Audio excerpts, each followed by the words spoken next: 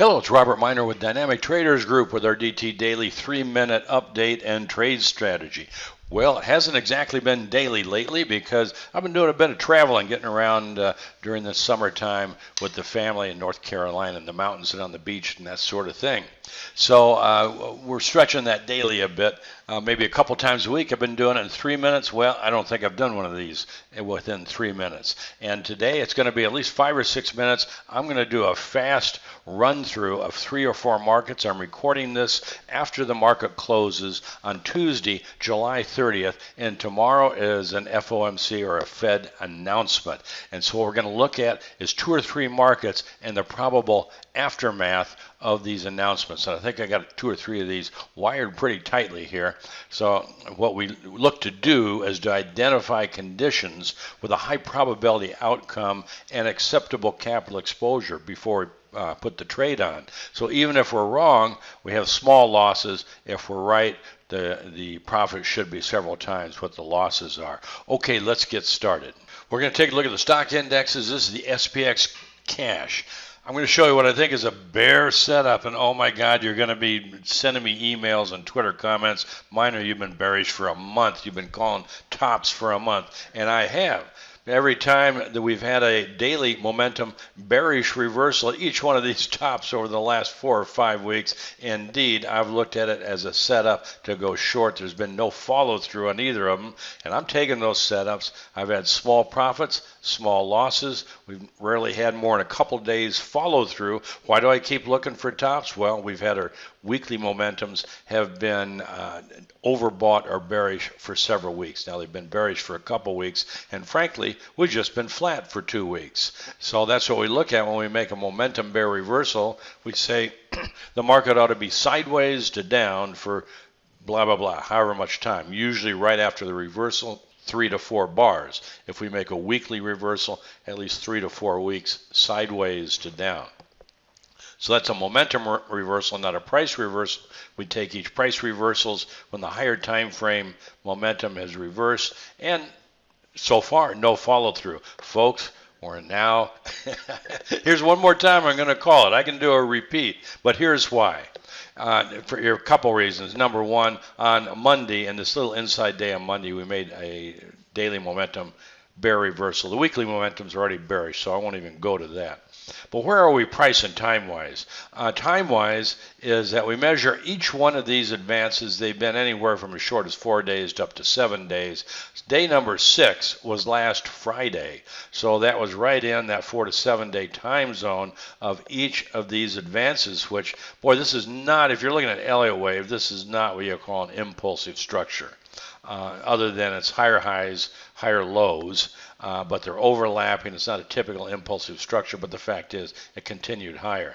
So last on Monday was actually day number 7. That's 100% alternate time projection is this 7-day advance. The high so far has been July 26. Today, this is the Tuesday, we had the initial, what I call reversal confirmation that we've made a top. And that is when we trade below, we ignore this inside day, by the way. That's not relevant on any technical analysis inside days. We traded below Friday's low and we made a lower close. So that's just the initial reversal signal. So more than likely, we'd be sideways to down in the daily data for another 2 to 3 days. And given that the weekly's already bearish and has been for a couple, 3 weeks, is that any daily momentum bear reversal could coincide with a weekly momentum. Also, price-wise, is very significant. We've finally gotten above the 127% external retracement of this May to June decline.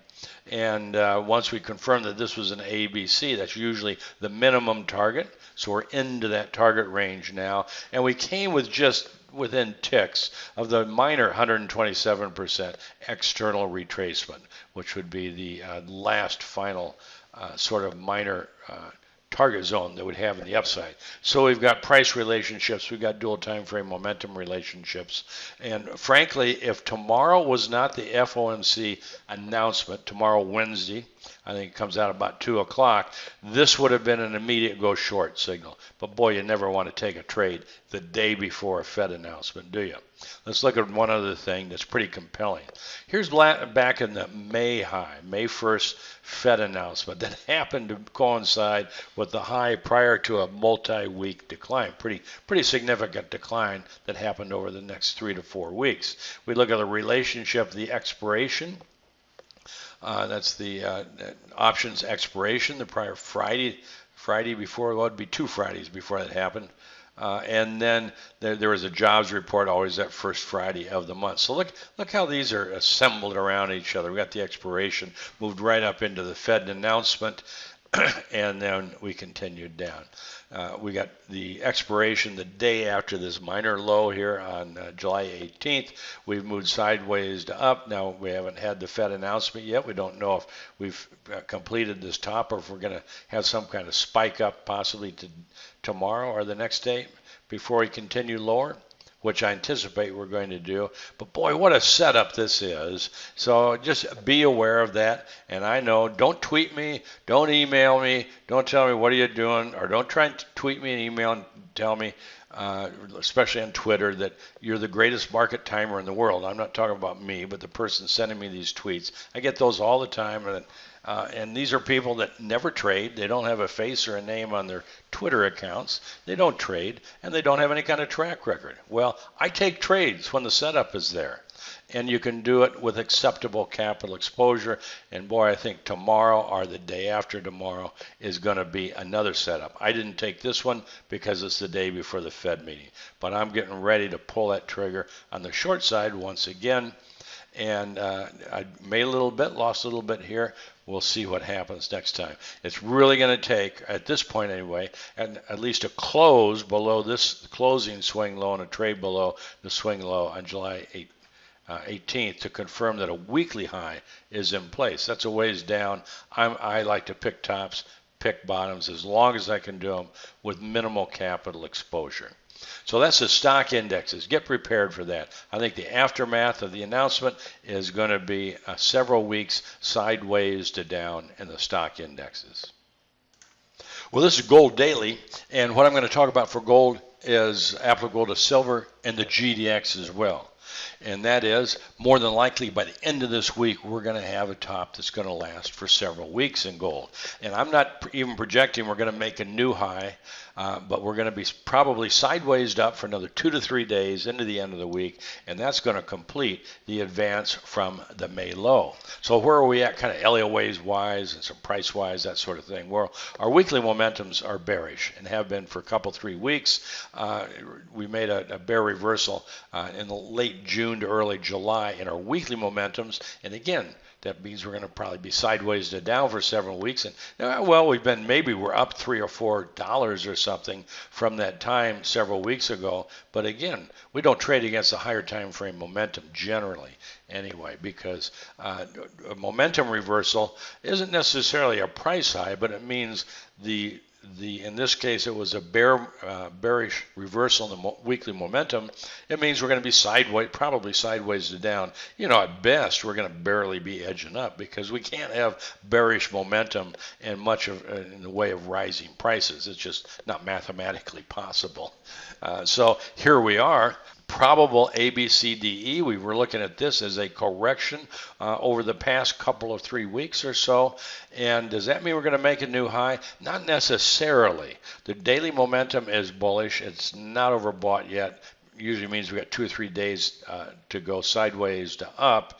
I think we've probably made the price high, but we're very likely to make a new closing high. We're likely to have another couple days of higher closes. This is the closing data, and it's fairly significant. It shows that we closed above this closing high just today on Tuesday, and that confirms this bullish daily momentum bull reversal.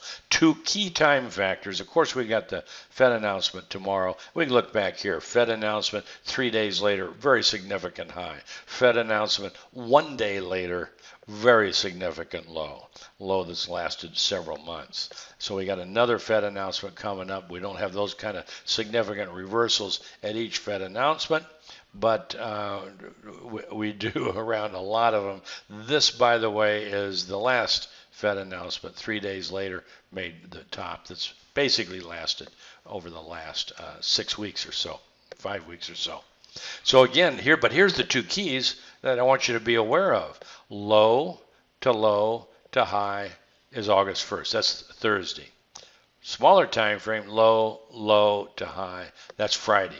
These are usually extreme targets before we have a comparable reversal. And because of the pattern position and the weekly momentum position, anytime we get a daily reversal and we're going to make a daily high, that could and should, in this case, coincide with a weekly high.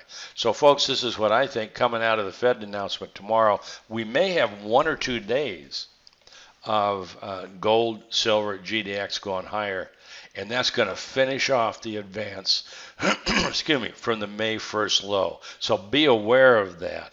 And if we pop up, don't get overly bullish. We're going to hit a resistance at time. We're going to hit a resistance or price that's not too far above last week's high.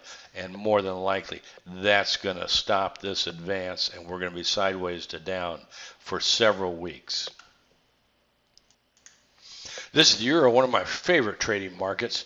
And boy, we had a beautiful setup today with this close above the closes of the past several days. How significant a low is this? Well, number one, we ought to be sideways to up for several more days. And the key things I'm looking at, one, today was an excellent trade setup. Actually, on Friday was also an excellent trade setup. The downside was it was an inside day, and of course, what do inside days mean on 24-hour markets that are pretty active for most of those 24 hours? Well, not as much as if it's not active throughout the after session, as we call it. But anyway, great setup to get long. I got long on this, and I believe we got another several days sideways up. Technically, that's indicated. The thing that is exciting about this, as far as I'm concerned, the weekly momentums have reached oversold. They reached oversold at the end of last week. What will indicate that? It'll confirm a weekly low if we close above the closing of July 9th. Why is that? Something to learn. That'll be what we call closing overlap. That's the lowest close of this first decline. If we are in a higher time frame bear trend, typically we would not close above that, particularly after just bouncing off this May low.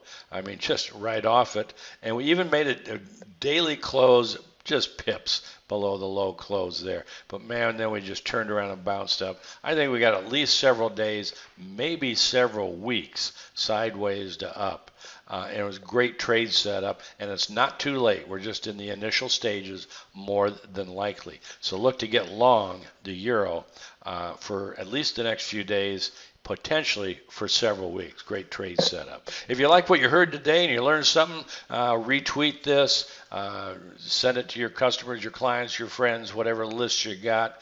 And typically, I update these a few times a week for free for YouTube and Twitter.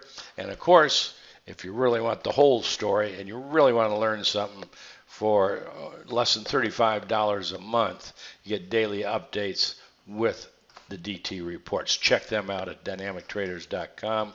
Hope I'm back now for the next few weeks with more regular updates and information to give you before my next little adventure. So take care.